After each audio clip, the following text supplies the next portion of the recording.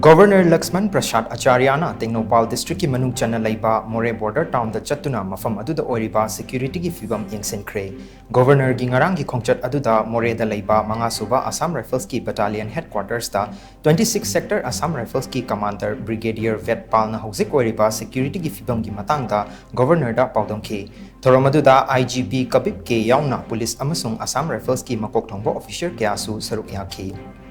Governor Lakshman Prasad Acharya nasu officer sing aduda mapung fana miyambu ngak sen pagi thabak chathanaba pautak pk khongchat adugi saruk ama oina tongan ba security civil society organization kaya gi luching ba sing nasu governor ga unaduna wari sakhi